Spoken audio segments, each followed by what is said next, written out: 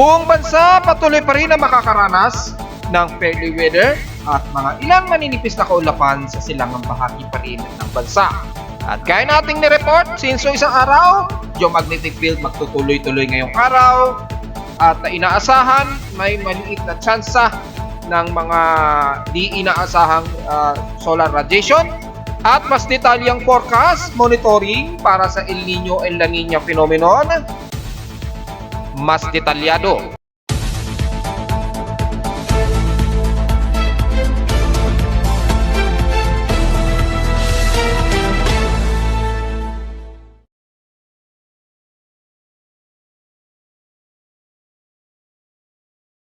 Hello, good morning mga folks. Welcome po muli sa ating Daily Weather Bulletin and Analysis para sa araw ng Biyernes, March 22, 2024. Ang oras nating post from may maga ay alas 9:01 na ng umaga.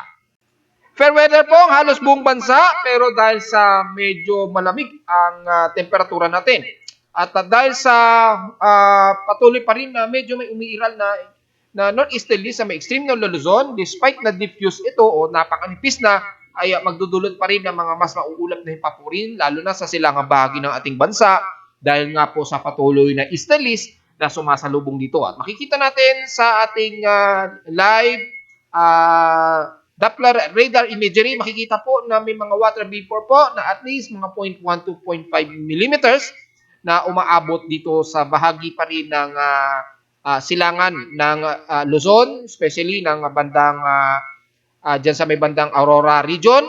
Papasok yan ng Rizal at nadadamay ang parte ng Metro Manila.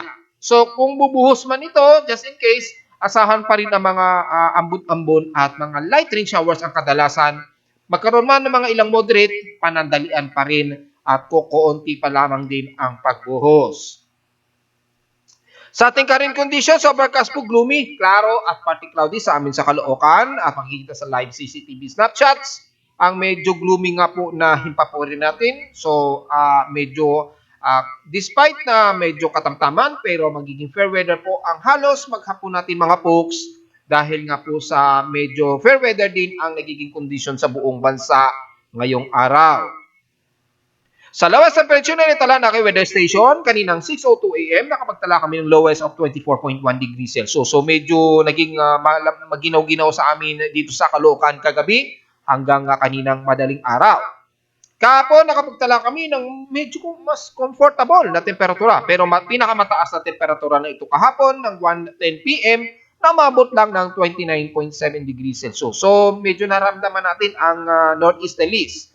Despite na manipis ito. So, lumamig po ng husto yung parte ng Northern Luzon, damay na ang Central at Metro Manila since kahapon. Samantala, yung ating heat index, wala tayong makukomento dyan. Dahil napakababa po ng heat index namin sa Caloocan base sa weather station na total of 34.5 degrees Celsius lamang ang inabot sa amin. Well, kung sisilipin naman natin sa heat index sa official weather station si Pag-asa, napakataas naman dyan sa bahagi ng Bacnolan, La Union pa rin. Nakakaranas sila ng mas maalinsangan at umabot ng 46 degrees Celsius ang kanilang heat index kahapon po yan. So, mga pangalawa po ang Cotabato City sa Maguindanao na nasa 42 degrees Celsius naman ang pinaka-danger level ng kanilang heat index. So, nangunguna po sa La Union na nasa 46 degrees Celsius at mga pangalawa ang Cotabato na nasa 42 degrees Celsius.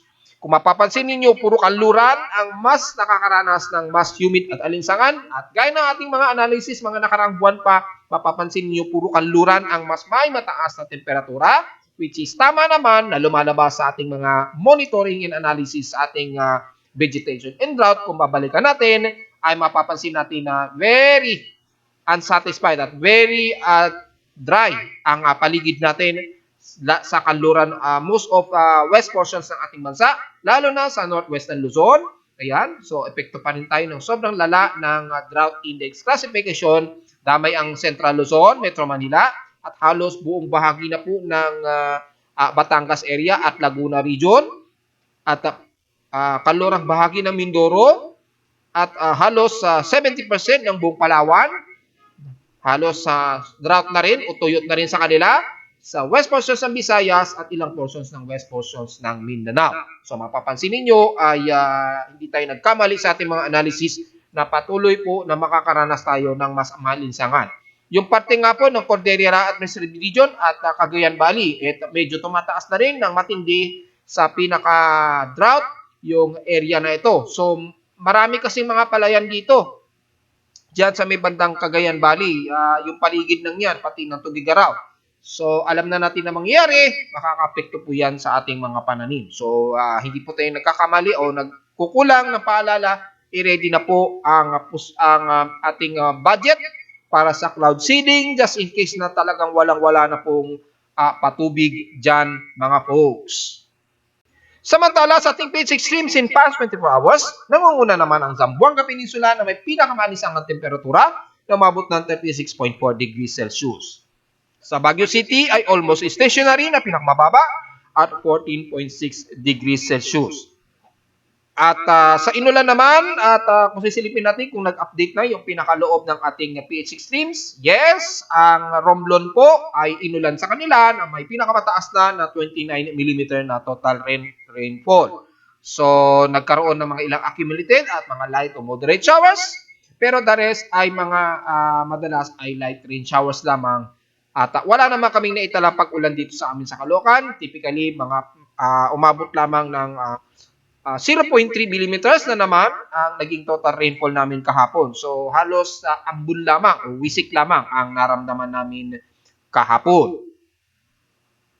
Samantala sa ating dashboard condition, meron tayong space weather at since kahapon pa po yan at hindi tayo nagkulang ng isang araw ay asahan nga po sa loob ng 2 araw ay makakaranas tayo ng geomagnetic field. At nangyari pong lahat ng yan mula unsettled condition at umabot pa nga ito sa active to G1 geomagnetic storm. Pumasok po yung forecast natin na umabot sa G1 geomagnetic storm na 5.0 kP index. At kung babalikan natin yung historical records natin na para sa geomagnetic monitoring, which is nabanggit ko na po yan, so hindi tayo nagkulang ng pag-report at nangyari nga po ang minor geomagnetic field. At kung titingnan natin, ay nagsimula po ang unsettled kahapon po ng 8 AM at umabot ito ng KP5 index. Ayan, umabot tayo sa G1 geomagnetic storm. Hapon na po ito. Mga bandang madaling araw po. Ayan, mga bandang madaling araw. Titingnan natin 12 PM. 8 o'clock PM na po pala gabi. Nakatingin ako sa may dalang 0, kala ko 12. So 8 o'clock PM po, umabot tayo sa G1 KP index na geomagnetic activity. And then hanggang sa bumaba ito, nag-active ito, mga bandang 2 o'clock PM na po. At kaninang 2 AM ay umabot pa tayo sa KP index of 4.67. Kaninang madaling araw po yan. 2 o'clock AM po naganap yan. So nagsimula ang G1 geomagnetic storm ng KP5 index, mga 8 o'clock PM po yan. At nagtuloy-tuloy yan hanggang kagabi na 11 o'clock PM. At umabot pa siya at nag-extend siya sa active geomagnetic field na 4.67 hanggang kaninang alas 2 ng madaling araw. At tuloy-tuloy ito hanggang kaninang madaling araw bago ito medyo kumalma. Makikita natin sa magnetometer monitoring ng GOES yung apektado yung ating magnetosphere. Ayan, nagsimula ito since kahapon pa nga po at na-post na natin sa Facebook page yan. At pumipitik ng pinaka lowest active of earthward ng maging ng parallel position. At kung sisilipin natin dito, at kung sisilipin natin yung lowest pulse approximate, pinakamaliit na ang 3.80 nanotesla. Ang pinaka-maximum, kung i-approximate natin sa graph, ay makikita natin umaabot sa maximum of 118.48 nanotesla, which is yung H parallel niya, ang pinakamataas, at yung earthward naman ay lowest of 22.61 So, malaki ang naging bounce sa ating magnetosphere. Dulot din yan ng coronal mass ejection mula sa haring araw at mula yan sa coordinates. Malamang dito sa malalawak na sunspot na to na AR3614, AR3615 hanggang AR3617. So yung coronal mass ejection yan medyo nakapekto sa ating magnetosphere despite na hindi naman pumitik ng todo yung ating ghost X-ray flux. Nagkaroon lang ng mga at least bahagya-bahagya lamang na naglaro yung kanyang solar flare at so far hindi naman nagkaroon ng epekto sa ating solar radiation. Kaya natiling medyo kalmado ang posibleng mga solar radiation at maging radio blackout. However, ang mga forecast in 3 days na natiling na sa 45% po, ayon yan sa data feed ng NOAA. So, possible pa rin ang tsansa ng R1 to R2 or minor to moderate radio blackout na magaganap. Dahil patuloy pa rin na nagre-release ang haring araw ng matitinding mga coronal mass ejections. At makikita natin sa ating mga real images mula sa haring araw, makikita natin na napaka-agresibo pa rin ang pag-release niya ng plasma energy mula sa coronal mass ejection ng haring araw. Kahit na hindi to 100% totally na nakadirekta sa Earth. So makikita natin, malakas ang glowing ng plasma energy. Sobrang lakas ang plasma energy ng haring araw kaya nagkaroon ng tuloy-tuloy na distortion at tumaas nga po yung ating mga geomagnetic field mula sa labas ng ating Earth at nagde-distort sa ating magnetosphere na at least yan ang pumuprotekta sa atin na magkaroon ng malalang problema dito sa atin sa surface. Pero hindi maiiwasan ang ionospheric o TEC range disruptions at ngayong araw ay patuloy pa rin ito mula ngayong araw sa Mid-Pacific at magsacycle na naman yan sa Southeast Asia all the way hanggang Indian Ocean hanggang Amerika. Tuloy-tuloy po yan. At kanina nga po ay mula kanina madaling araw ay tumaas po ang ating auroral borealis effect. At hindi po tayo nagkulang ng report dyan na sinabi ko na nga po since nung isang araw pa ay asahan po ang pagtaas o pagtaas ng level ng probability ng aurora nitong since kahapon. At na-forecast natin niya, posibleng tumaas po yung auroral borealis effect niyan. At nangyari nga po mula kaninang madaling araw.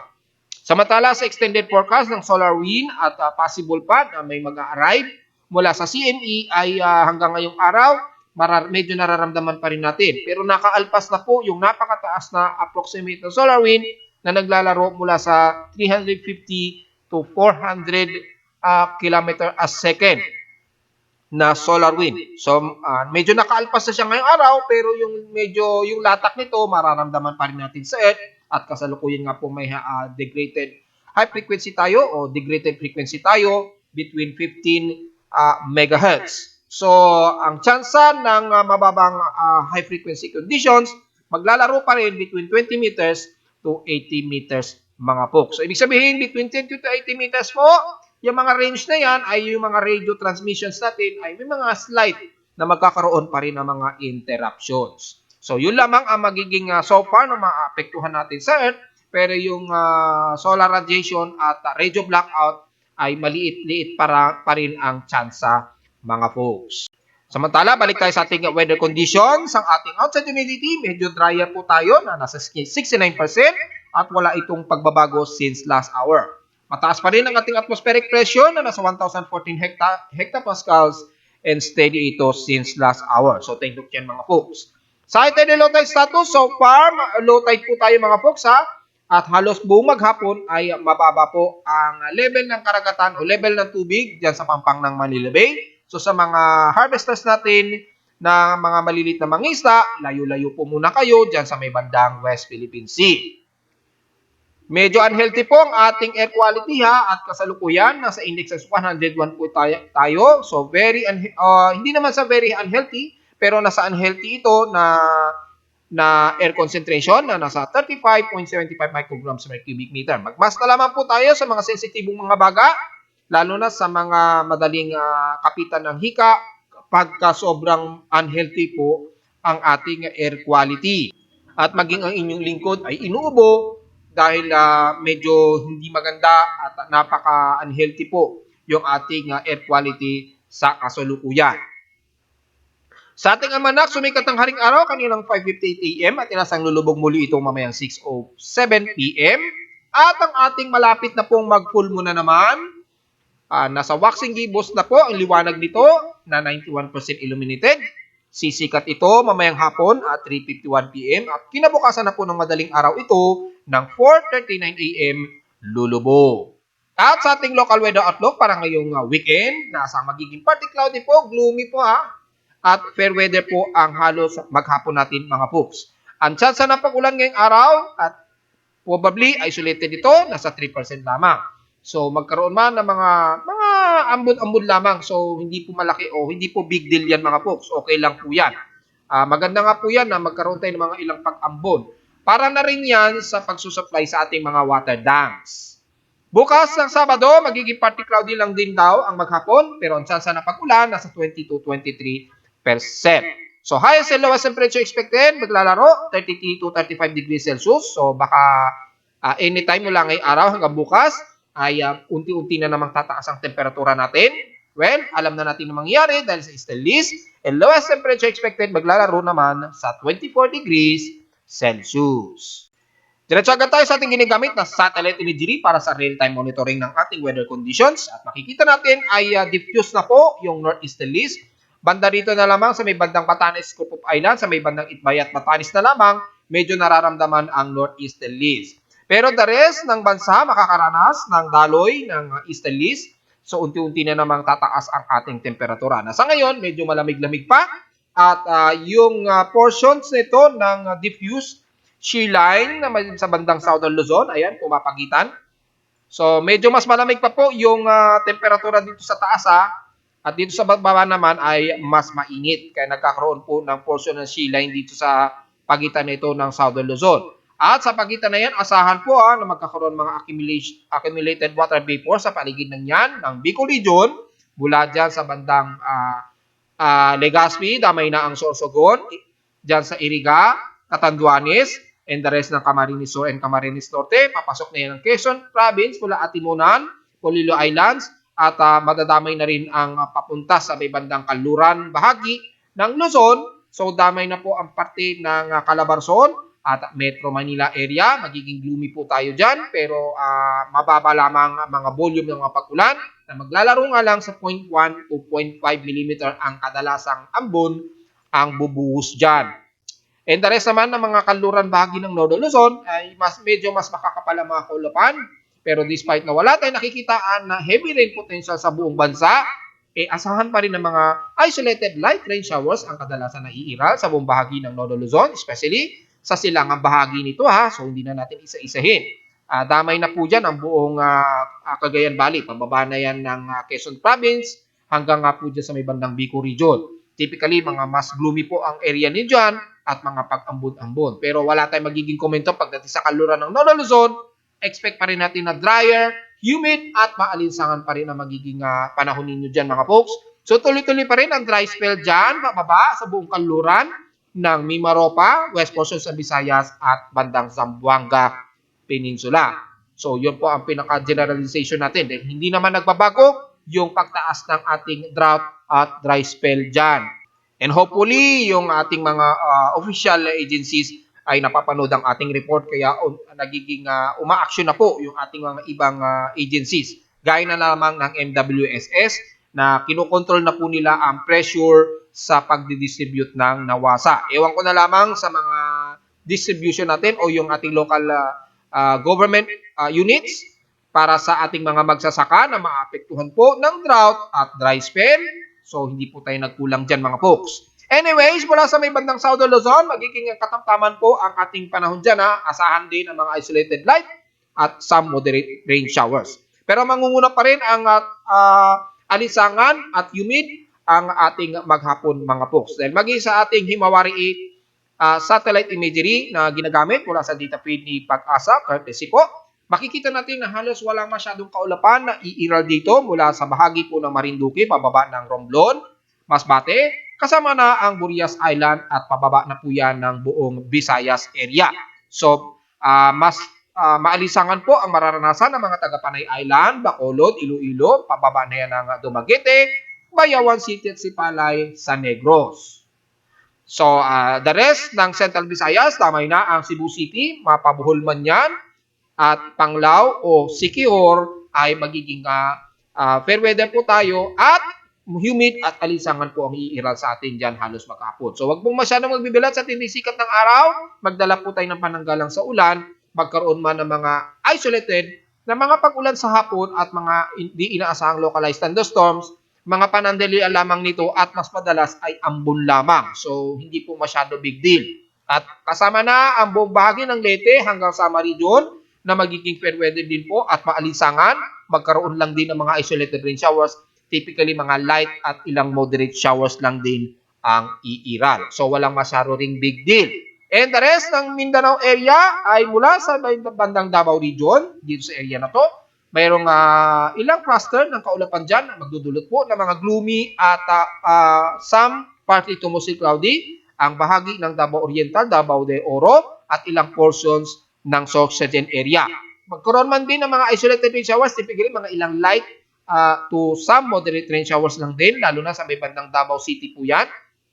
At kung iso-zoom natin ng mas malapitan, apektado po ng cluster na yan ang bahagi ng Caraga, Manay, kasama na ang Gobyerno Generoso at the rest ng Compostela Valley. Pero hindi masyado sa bahagi ng Surigao del Norte, Mapaagusan del Norte man yan o Mapaagusan del Sur o ng Bukidnon. Mas maalisangan po at fair weather pa rin ang maiira sa atin dyan.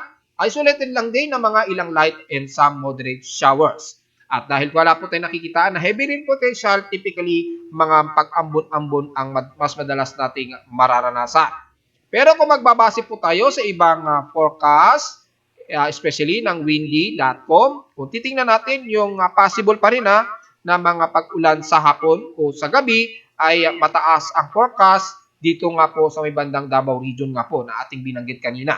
So mga some light to some moderate rain showers ang maaaring maganap dyan ng mga taga Compostela Valley, ilang bahagi ng Davao de Oro at dyan sa bahagi ng Davao del Sur ay panandalian lamang at hindi naman nagtatagal. Typically, ambon-ambon lamang mga folks. So, yun lang po ang ating analysis and the rest ng ating bansa ay mananatili pong fair weather at maalinsangan pa rin ang mas magunguna nating weather systems ngayong araw. Samantala, nag-update na po ako ng aking El Nino and La Nina monitoring dahil sa binigyan tayo ng pagkakataon ng mga official climate agencies gaya ng NOAA at ng IRI, Colombia. Binigyan tayo ng pagkakataon na magkaroon ng direct data feed mula sa kanila. Ngayon, ang aking ENSO monitoring ngayon, dalawa po ito. At kung makikita ninyo, ito ay dynamic na po. Ibig sabihin, hindi na po siya image lang na pinipetch mula sa website ng NOAA o ng IRI. Ito ay direct data na po mula sa kanila. At makikita ninyo in details, pwede na ninyo ma-view yan. Kung gusto niyo ma-view ang El Nino lamang, kung yung sequence ng El Nino forecast or ng La Nina, madali makikita. At dito, kitang-kita po natin. By May, June, July ay nasa 32% pa lamang yung progress ng La Nina na maapekto sa Pilipinas o sa lalo na sa may bandang Eastern Pacific at Mid-Pacific. Pero pagdating ng June, July, August, dito na natin mararamdaman yung pagtaas ng La Nina. So, mas detalye po, di ba? Na nakikita natin yung pinaka seasonal analysis forecast, hindi gaya ng pag-image lamang. Hindi natin nakikita yung pinaka-detalye niya. Approximate visual lang natin nakikita ito. Pero yung pinaka-detalye, hindi natin ito nakikita. Hindi gaya ngayon, very dynamic na po at bawat isang column, nakikita na natin yung pinaka-eksakto na mga percentage ng pagtaas ng ating ENSO o sea surface temperature. Ayan ang makikita natin.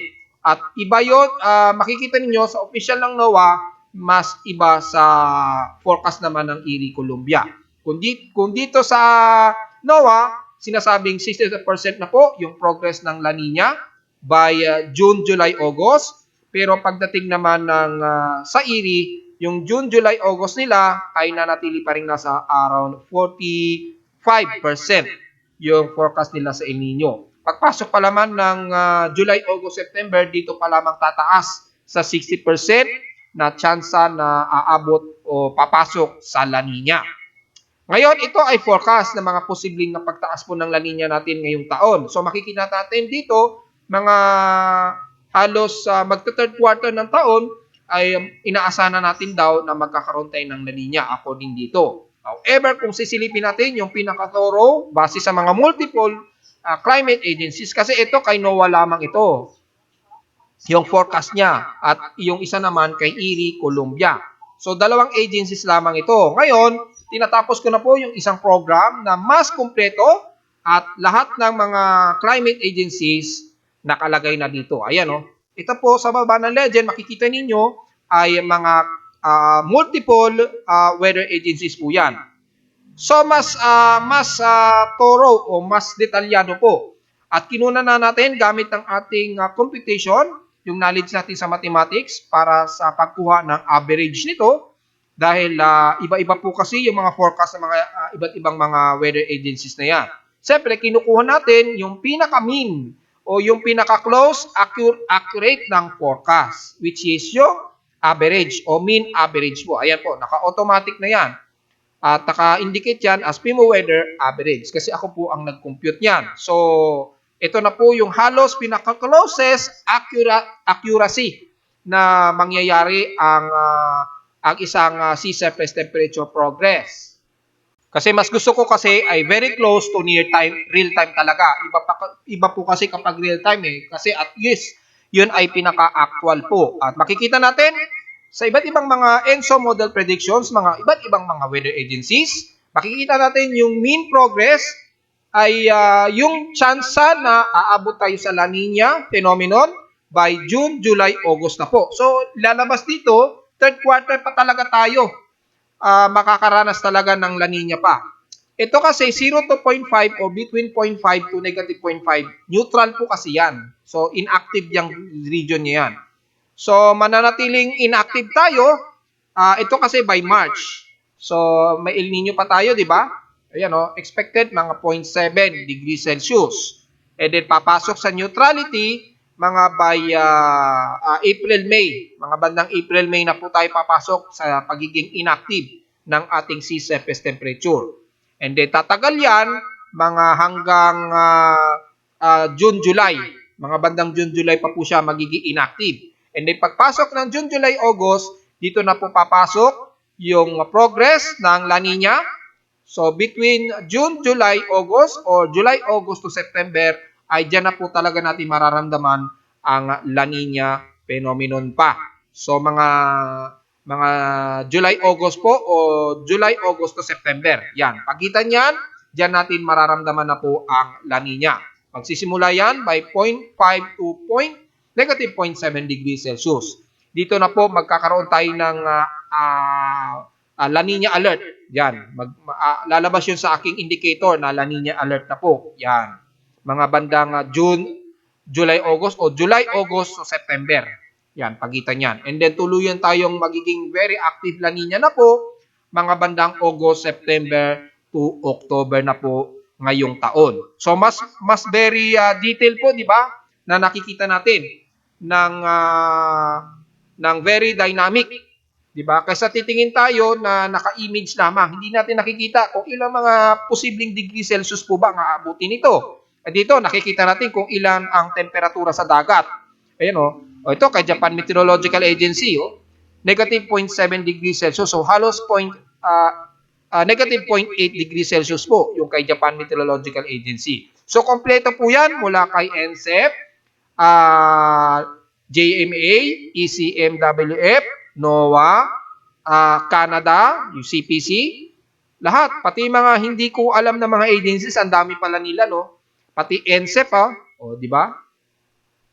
Nandyan po. Kompleto po rito, at least dito, mas close to accurate nating nalalaman kung kailan ba talaga tayo magkakaroon ng La Nina phenomenon. At nakikita natin dito ay magsisimula talaga tayong magkaroon ng La Nina may mga by June, July, August or between July, August to September 2024 pa po. I-upload ko to sa aking webpage soon, very soon. Tinetesting ko pa lamang po kung magkakaroon pa ng error.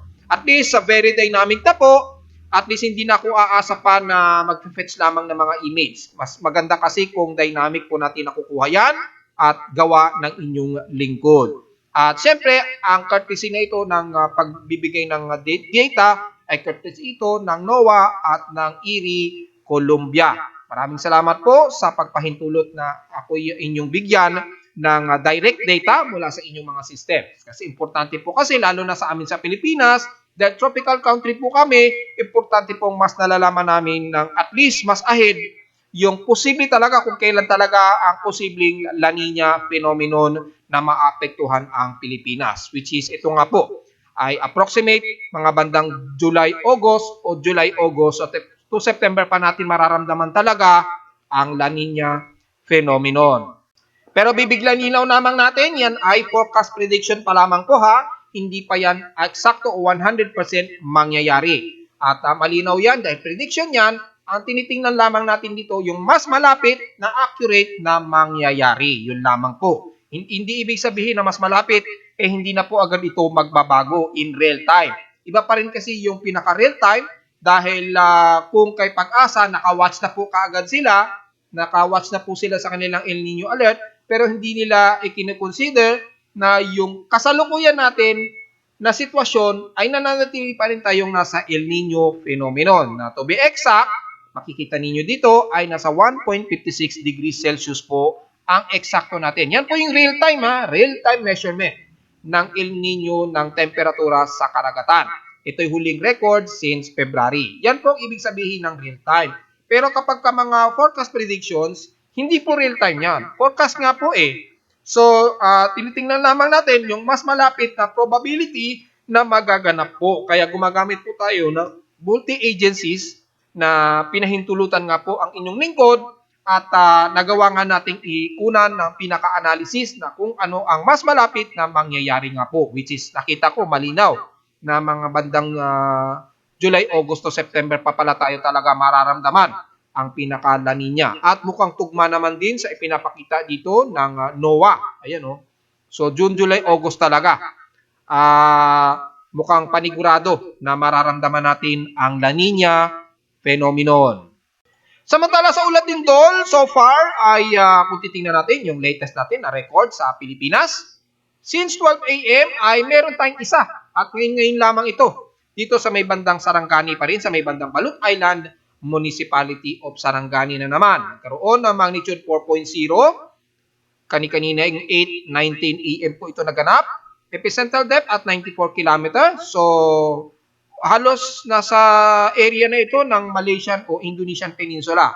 Hindi ko alam kung pasok pa rin ba ito sa ating official record dahil pumagitan ito sa ibang bansa. Well, since lumalabas ito sa mga data feed official mula kay PBOX, maituturing pa rin natin itong pasok sa Pilipinas. At naganap nga po ito kaninang 8:19 AM, dyan na naman sa may bandang southeast ng Balut Island sa Municipality of Sarangani sa Davao Occidental. So ingat na lamang mga folks, just in case, pero mas mag-iingat po tayo lalo na dyan sa taga Surigao del Sur. Patuloy pa rin tayo kasi tayong niyayanig dyan hanggang kaninang madaling araw. Ingat na lamang po mga folks. Kung titingnan naman natin yung historical natin, kung nakakailang lindol na po tayo ngayong March. Ayan, kung titingnan natin, para mas real time natin nakikita yung progress at status. Ngayong March ay naka-total of 805 earthquakes na po tayo ngayong March. So 765 dito ay magnitude 2.0 pataas, 37 dito ay magnitude 4.0 pataas, at nanatiling walang nadadagdagan sa magnitude 5.0 at 6.0. So, kung titingnan natin, in general, magtatapos na ang month of March, mukhang mas kakaunti po yung average ng mga total earthquakes between magnitude 2.0 po ito pataas, hindi kasama ang magnitude 1.0. Mukhang mas kukunti ito, di gaya last February. Pero dahil tuloy-tuloy pa rin, titingnan natin kung malalagpasan nito ang total earthquakes last February. Dahil total earthquakes natin last February ay total of 1,059 earthquakes. At ngayong March, kasalukuyang nasa mahigit 800 or to be exact, 805 earthquakes na po tayo mga po. So tingnan natin kung malalagpasan yan si February. Mag-update po tayo niyan pagka matatapos na po ang month of March. Sa ating astronomical event, meron po tayong astronomical event. Bukod sa yung nai-report ko na po na conjunction ng Venus and Saturn, which is hindi naman natin makikita sa Earth, ay bukas po ay yung Mercury at Dichotony. Popost ko yan sa aking Facebook at malalaman ninyo kung ito ba ay makikita natin sa Earth. Pero dahil Mercury yan, mukhang malabo na naman nating makikita ito o magiging apparent sa Metro Manila o sa Pilipinas. At yung magaganap naman bukas na Moon Apogee, eksaktong oras sa Pilipinas ay 11:44 PM po ito. So, malamang ito yung pinakamalayo na distansya natin sa Earth. So, mas maliit ito mula sa pinaka-normal na nakikita natin. So, smaller ito kumpara sa pinaka-normal size nito kapag tinitingnan natin ng naked eye. So, yun lang po. Makikita naman natin yan dahil kasalukuyan tayong nasa facing ng 91% illuminated na waxing gibbous eh. So mamayang gabi, bukas po ng gabi, makikita natin yan na mas maliit ng bahagya kumpara sa nakikita natin normally. At yung Mercury Dichotony. So ito naman ay parang sa pag-Dichotony kasi half face daw ito natin tawag ngayon. Mercury reaches half face in evening sky. So half faces daw siya. So halos hindi rin natin ito makikita sa Pilipinas. At narito naman ating 3-day 20 weather forecast para sa araw ng weekend, March 22, 2024.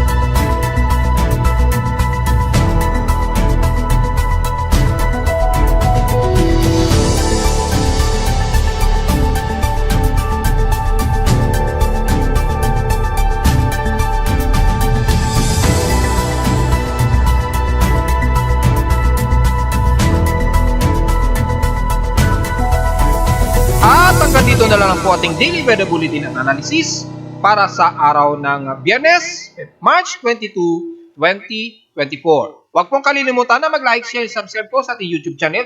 Pakisuyo na lamang, paki-hit na lamang din ng notification bell. Pakisuyo na lamang at visit lamang din sa aking website at www.pimoweather.com para sa may pang mga detalye na gusto nyo malaman na hindi natin nabanggit ngayong umaga.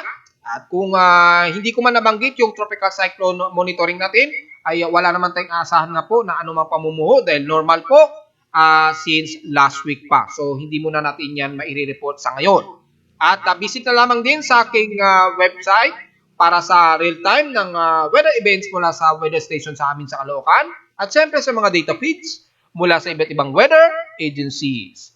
Maraming salamat po mga folks and happy weekend po sa ating lahat.